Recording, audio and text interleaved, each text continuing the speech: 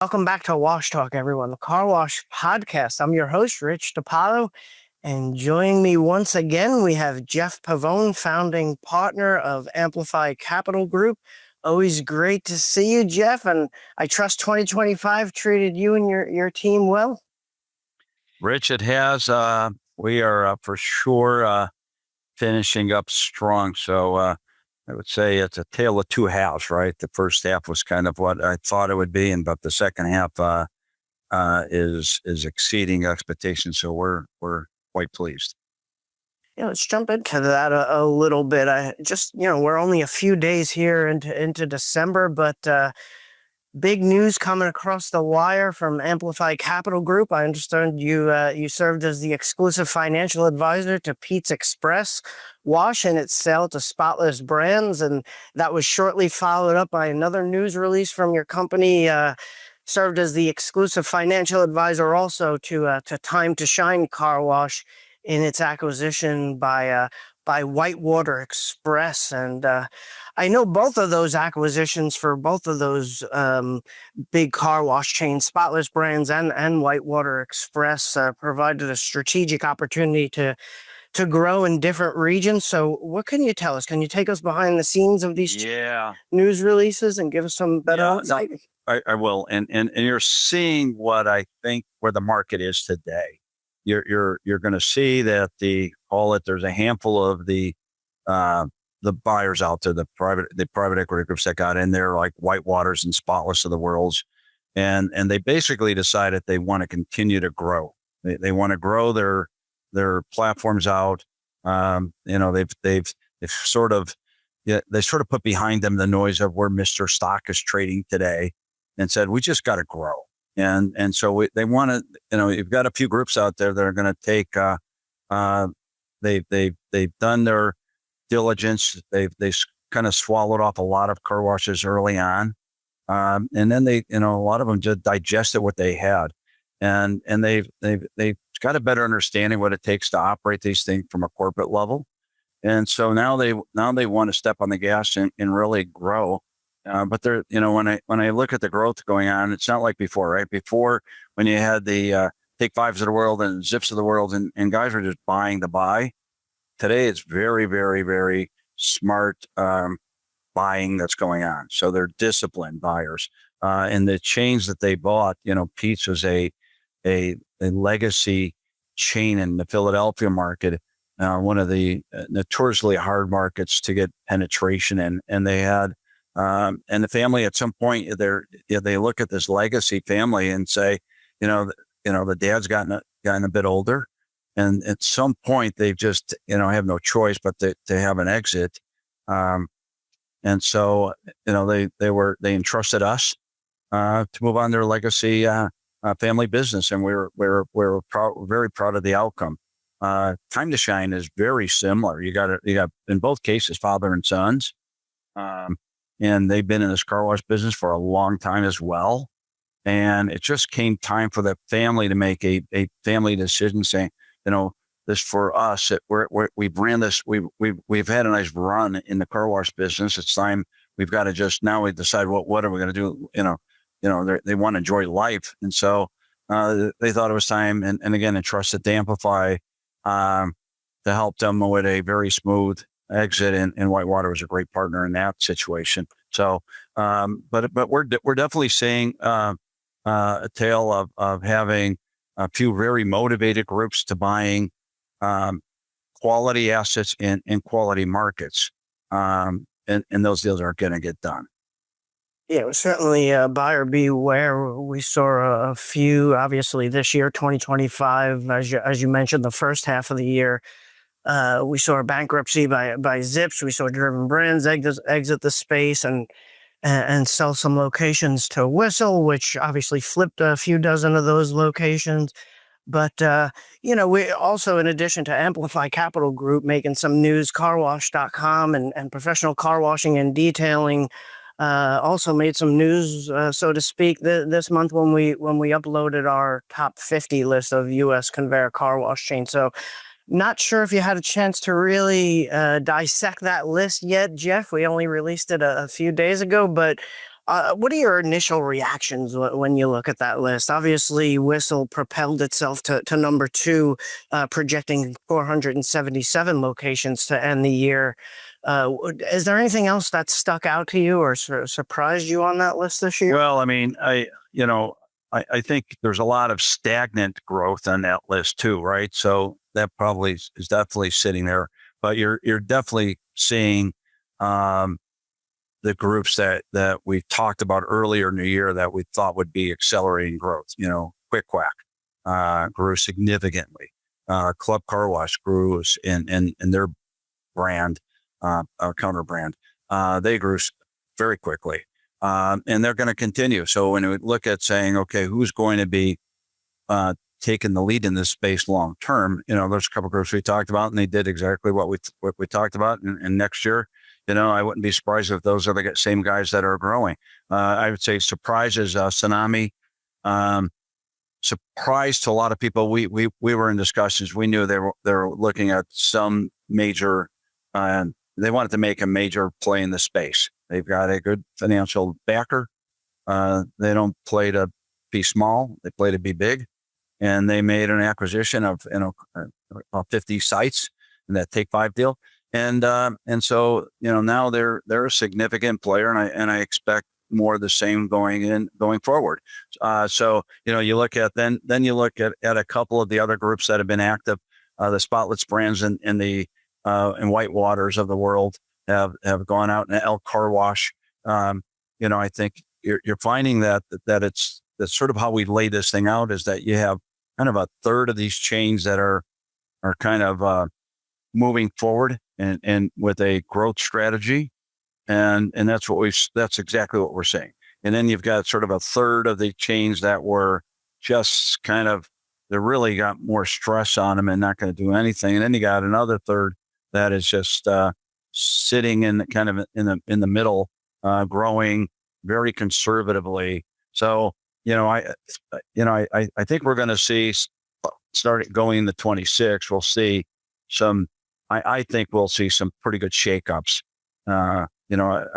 This has been when you look at the last 2.5 years, it was more of a digestion problem, right? You had a lot of quick growth, which meant and a lot of guys really needed to understand what good KPIs are, right?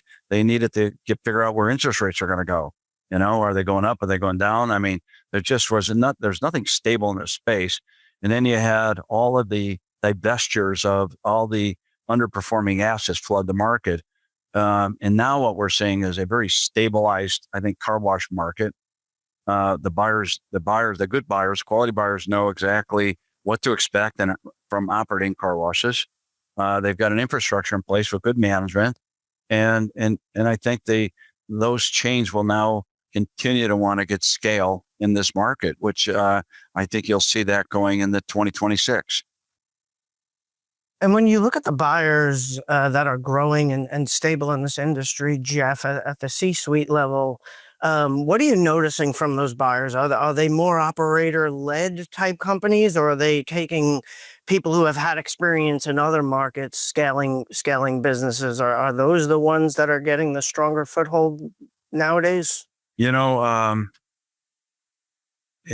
Well, I'd say a couple of things. One is, for the 100%, there is a shift a major shift towards operating performance of car washes, right? They realize that for every dollar they can get a bottom line on a car wash, it's worth, let's say, 10 or 11 or 12. That's easier than going out and building a new car wash. So every chain's got the same sort of mindset of saying, we've got to operate these things better and accelerated, bringing on really strong operating people within their team.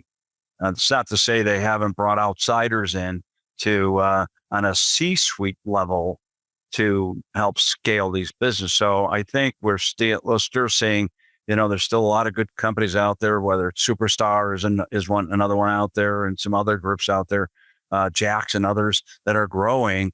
But to get scale, they need, I would say it's definitely coming more from the outside.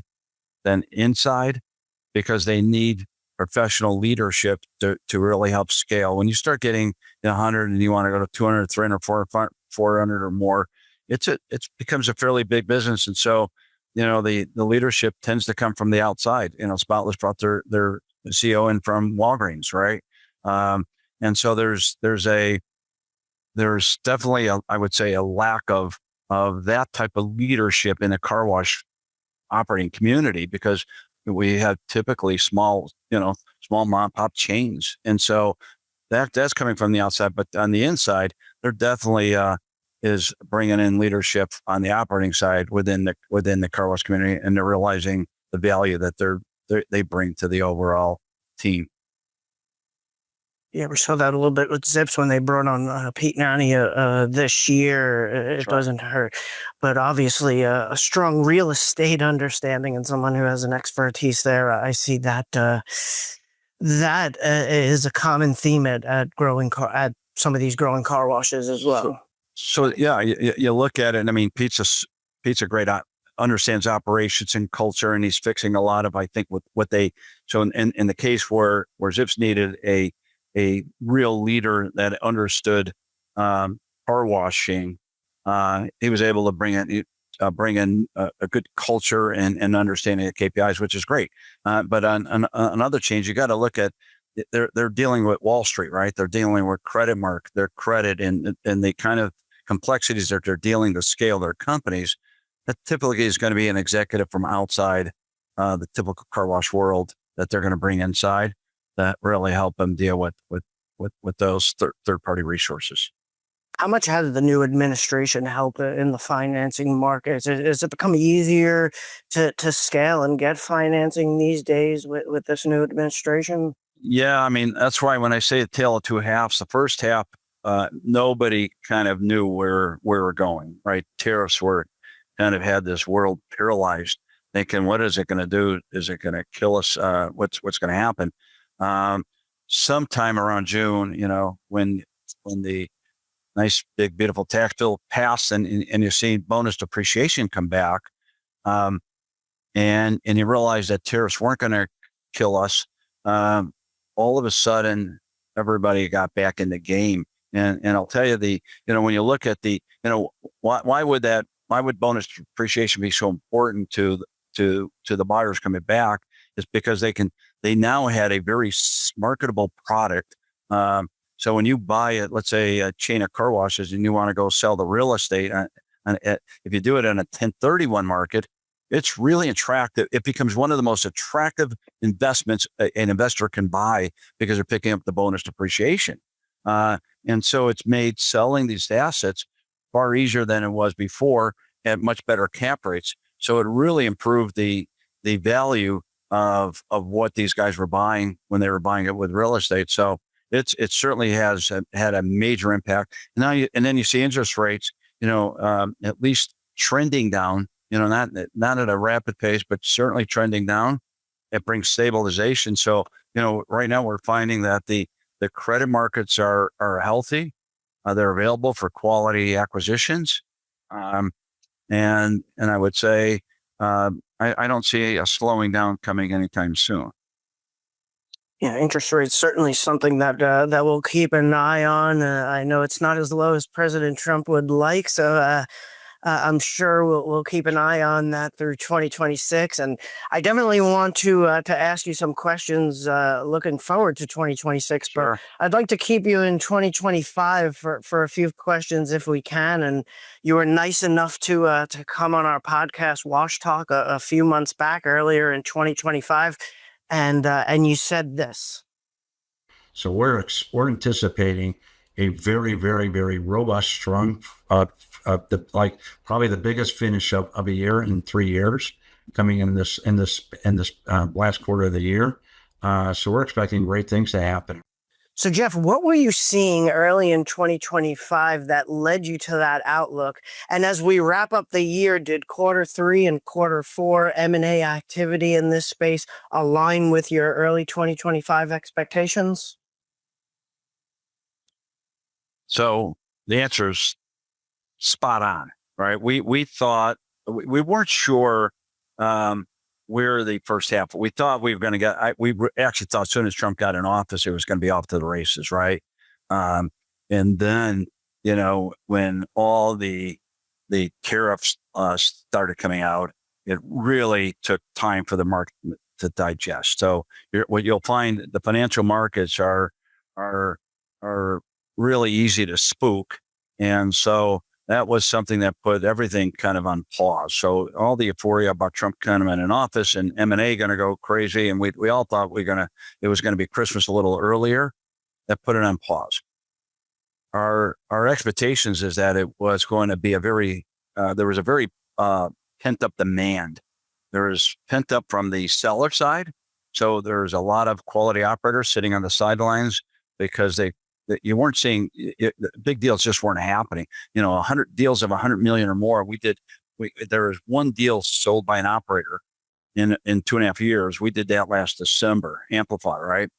And, today, if you look forward, we talked about credit markets opening up. And what would that mean? Well, our second half, you'll see in the second half since starting June, I would fully expect, based on the volume, what we have closing and closed, and a couple other deals that are out there, there could be as much as $1 billion in car wash transactions change hands between now and the end of first quarter. Wow, that's a big number. Huge. And but we're expecting, and what's the shift in this all is that we're seeing deals that are $100 and $200 million that are closing and will be closing. We didn't see that. We haven't seen that in 2.5 years, and so, what we thought going in when Trump went in the office that we'd see a lot more movement. I would say we're even pleasantly surprised over we were enthusiastic early, but we're even a little surprised on where things are shaping up to be. But I can tell you, Rich, it's consistent with where the market is. If you look at it in our previous conversations, it's all about quality. So the assets that are changing hands is not doubling down on the lower performing assets, right? I mean, I think that stuff is got out of the market now, but it's about buying into really high quality markets, high quality assets, and then building out from there. So the car wash buyer for sure has gotten a lot smarter and a lot more disciplined. And the good news is, with the pent up demand from the operator side of it, that is just from a life cycle, from a family or something going on. There happens to be some real quality inventory that's been put out to market, and so I think we're right where we thought would be, maybe even a little ahead. Something else you mentioned during that episode that we recorded earlier this year is, as you mentioned, that buyers were more motivated in 2025 than they had been over the past 2 to 3 years. So what specifically is driving that increased urgency, and do you expect it to continue here as we go into 2026? I mean, first off, private equity, if you understand the nature of what they do, right? They really make their money on an exit, right? So they're paid to create value, and you can't create value when you have, let's say, 50 or 100 car washes. You create value when you build something of scale, right? And so I think the reason they're getting excited about car washing again is, first off, once you're operating properly, they become a really good, stable investment. We're seeing membership stay very sticky, so the recurring part of this business has turned out to be true. There's a very high stickiness of memberships that they can count on. They don't have a lot of other businesses that have the percentage of revenue of recurring that they get out of a car wash. The depreciation is a huge bonus in this equation. The availability to create liquidity by selling the real estate on the 1031 market, all these are proven to be factors. But I look at it now and say that they're very smart guys on the other side writing these big checks. The difference today is that they have a lot more data to make better decisions. And now they're saying, okay, here's where we need to get to. The good news is, for the seller, that the multiples have stayed healthy. I think we've come to a new, what norm is. Norm is kind of where we're at today.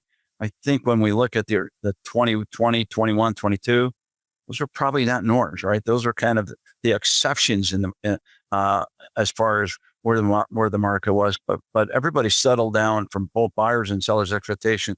We're probably now in a market of what normal really looks like, and it works out for both sides. So some of the adjectives you're using to describe buyers, they're motivated, they're eager, they're excited, but they're also being smart and cautious. So how do you help a buyer? I know on these last two deals we discussed, you represented the sellers, but how are buyers balancing the excitement and the eagerness to enter new markets or buy car wash assets with being smart and strategic in their approach to acquisitions? Yeah, I mean, they're excited. I would say the answer is, they're really excited to grow, right? So, but they're excited to grow in the markets they want to grow in. So before it was, they would grow it and scale anywhere in the country. Didn't matter. And I'm just going to go over. The groups that are actively buying today are going to be hyper focused on the markets they want to be in. And I can tell you the markets sort of like, the Northeast or the West Coast or some of they want to be in markets where they could be they want to be a dominant car wash chain in that market. They're not looking to have 2 or 3 or 4. They want 20. And so you're finding they'll get excited about an opportunity to grow in quality markets. And typically what they're looking for is they're looking for good demographics. They're looking for density for car wash. They know what they know what they're looking for, and they'll get excited about those acquisitions.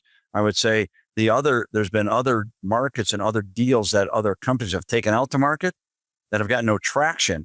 And they've got no traction because they just don't provide the same upside opportunity as going into some of these, I would say, high dense markets that have been underserved for years, provide way more upside. So those are the markets I think are going to find continued excitement for growth, and being very selective and picky about the other kind of opportunities that they'll be buying maybe would be more add-on acquisitions in markets they're in, but they're not going to stretch and start buying stuff to buy stuff.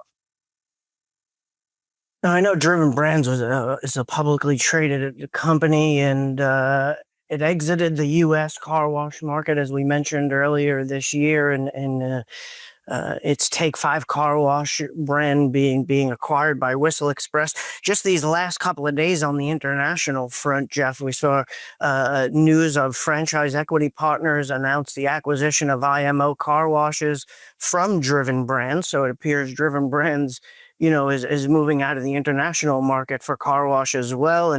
And Franchise Equity Partners will go ahead and acquire IMO's full portfolio of, I believe it's 720 locations, just announced this week, actually. So, I know that's a publicly traded company, but for private equity, when I had you and Chris Jenks on from Amplify Capital Group a few months back on Wash Talk, and you just mentioned it in your previous response, you mentioned that private equity only has a certain runway before it looks to exit and get into its new opportunity, right? So how would you characterize private equity's appetite for car wash assets right now? You went into it a little bit in your previous response. Are we going to see more private equity or large sponsors, maybe public companies like Driven Brands here? Are we going to see them exit the space in 2026, or are you going to see less of that?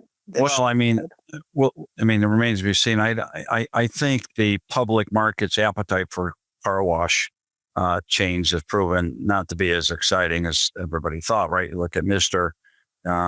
Quality Company, but what do public markets want? They want fast growth companies to get behind and they're going to put gas on a company to go scale it. Mr's not necessarily scaled to, I think, the liking of of the public markets. So they're kind of, you look at their stock and it's gone nowhere but down. And so it wouldn't shock me to see them come off. But we've been hearing that for a year now and haven't seen anything change. But so I don't know if there's necessarily going to be this great excitement for another company to jump back, car wash company to jump in and go public. That'll remain to be seen. But I just not, we're just these are fairly small companies as it is. Until we see somebody with real growth engine and real scale, like you said, could somebody get to 1,000 car washes, right? That may start getting a little more exciting for a public market company, but based on the size and the growth trajectory, it just doesn't get that exciting. So when you look at the current private equity groups that are in this space in their life cycle, I think that's why you're going to see 2026 now, as interest rates come down, and as you've gotten some fairly aggressive movers, like again, whether it's the L Car Wash or Spotless or Summit Holdings, you got a few groups out there that have have done a nice job at kind of growing over the last couple of years. I wouldn't be shocked to see a few of the groups that have not grown to be merged in, consolidated, acquired, because they're at their end of their life cycle and they've got to do something. So it's kind of, we haven't seen that yet happen. We've seen sort of just a shaking out of the distressed assets. But I think the next big wave is going to be more consolidation amongst kind of that top 25. So I wouldn't be surprised next year if you see a couple of big deals happening on that front. You and I had talked about this many, many years ago, but I asked the question then, and I'll ask it again now, Jeff. If I go to any corner of the United States, I'll find a McDonald's. The smallest town, there'll be a McDonald's. Is there ever going to be in the future a car wash brand that is on every corner in Main Street America, in every city, in every state across the country? Is there something inherent about the car wash business that's holding it back from having that much scale? Yeah, it's a great question. I mean, certainly there are people that are trying, right? I still believe it's the strongest regional player in every market that will win, right? So, you go out to, Boise and, you still got Metro thriving, even though Spotless is out there with some car washes, a lot of car washes. But they're, a strong regional player could still do a great job and win. Crew Car Wash is an example. I mean, there's no national player that's going to displace them in their market. So, I just don't know. I think it's always been maybe a dream of some of the companies out there to kind of get to that level. I just don't see it. I think if somebody gets to 1,000 car washes, they're going to be doing pretty good. But getting just to having a company that get to 10,000 locations, I don't know. It just feels pretty far-fetched today. Well, we see Mr. Car Wash, we looked on our top 50 list. They checked in at about over 520 locations to end this year. Whistle at number 2, 477 locations. 10 to 15 years, do you think that's a possibility? Within 15 years, we'll see a car wash with 1,000 locations, or? Oh, you'll see one. I think you can see 1,000 location chain, in under 5 years. Oh, wow. Okay. Under 5 years. You'll see one under 5 years. Okay. I just, that's a number I think is achievable. Getting the 5 or 10,000 is a whole nother, who knows? Well, I always like to end our interviews, Jeff, with a forward-looking question. So, outside of maybe Mr. coming off the public market or another car wash chain, maybe considering an IPO, what developments in 2026 would surprise you, and then what developments would not surprise you as we come into this new year here? Yeah, it would surprise me not to see some consolidation happen. Okay. I just think there's some change out there that have kind of taken too long and they just need to have an exit. So I'd be surprised if we don't see some consolidation. The only, parting words here too is saying that I feel we'll have a exciting big second half of the year for car washing. I think we'll finally start getting out the kind of positive news and traction that the market needs to get out. And you'll see that happening soon. By first quarter, you'll see some terrific announcements. But the second half, what wouldn't surprise me too, is that, we just don't know where the world's going, right? So there's so much volatility on a political spectrum. We just don't know where the world's going. So we just never know. So we're going to take this, I'll take more of these predictions at a quarter or 6 month time frame, because, anything's possible today. And right now we're expecting fairly robust, energized M&A market coming for the near future. And do you think something like a bankruptcy, do you think that could occur, or was that just a one-off with Zips? Yeah, I would say, I don't know, bankruptcy is a strong term, but there are certainly some players in this space today that have not made great decisions that could have some hardships sometime next year. At the end of the day, money's still relatively expensive compared to where it was when we got started with this run, and the build cost is still very expensive, and the ramp up time is taking longer on these car washes. So the guys that have done a lot of development over the years, if they see longer ramp up times by the consumer. So if you see a stretched out consumer, we're seeing it all the time, right? Before, you can open a car wash and you'd ramp up fairly quick. Then it could take you 2 or 3 years to get that kind of ramp. And you know what? If you multiply times 100, you're burning through a lot of cash. So I would say some of the companies that have been aggressive at developing, if it takes longer than the investors got the patience for ramping up, it could change their profile from being somebody who's very aggressive to somebody who's distressed. So I wouldn't be surprised if we see, a couple of groups like that start pulling back, because this is still a very expensive business to build, hold, and operate until you get profitable.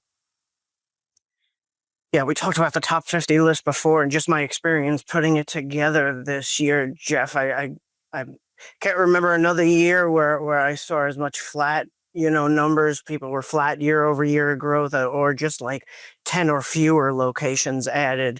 So that's something that stuck out. But also there's something that stuck out as I was researching the websites, is there's a lot of coming soon sites from these chains.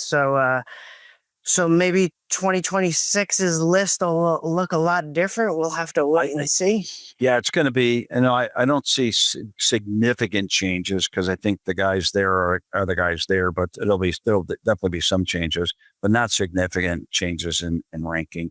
I do think M&A is I think is coming back, like we talked about, but I think you're going to see a big M&A year next year, because I think they're finding out, before it was get big fast through M&A, then it was get big fast through sort of building. Now you're looking at it and saying, if I can buy something with cash flow existing, by the time I build something, call it for $7 or $8 million and ramp it up, I might as well go buy the cash flow immediately and have immediate returns on my money. So that's what I think one of the big drivers of M&A is today, is that they can get immediate results and immediate traction, where, this building stuff, even the timing of building something out of ground, cities are becoming more, difficult to deal with. They don't want as many car washes. So it may take you 2 years what took you, 3 months before to get something done. So I think you're going to still see a very robust M&A market for going into 2026. So it should be an exciting year. Echoes something that you mentioned, a few years ago. Conditions were right in maybe 2018 to 2022-ish, around there. You mentioned access to capital was easier to get, and there was a lot of dry powder on the sidelines, just some things that you've said to me in the past. So that wasn't the case, these past 2 to 3 years, but it sounds like it's coming back, and conditions seem favorable for M&A and growth that way. So I think it's I think it's a very, very good time if you're an operator that has been sort of sitting there waiting for the right time. I'd say the right time is here, because you got I think an educated buying community, which makes the process go much quicker.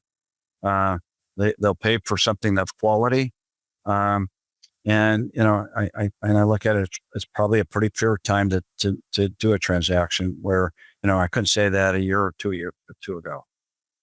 All right. Sounds good, Jeff. Well, you've always been a strong supporter of this platform, Wash Talk, and I definitely appreciate you having you on this year in 2025. Hope we can grab you for 2026 to catch up on some of these predictions again. I know these buyers and sellers are keeping you busy here in Q4. So with the holidays especially, I appreciate you taking some time for carwash.com to catch us up. Rich, thank you. Appreciate it. Always.